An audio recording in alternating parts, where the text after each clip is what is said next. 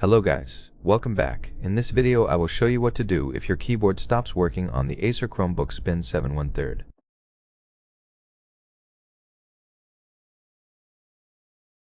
You can force restart your laptop by holding down the power button until the display goes off.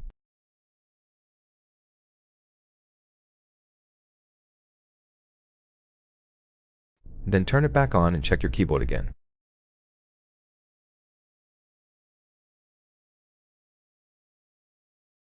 If the keyboard still doesn't work after the restart, open the Control Center and go to Settings. In the Settings menu, select System Preferences. Scroll down to the bottom, select Power Wash, Reset, and perform a factory reset by selecting Restart and confirming it.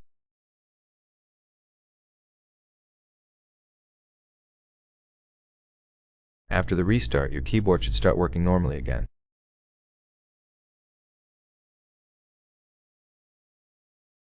If it still doesn't work, reach out to customer support and notify them about the issue.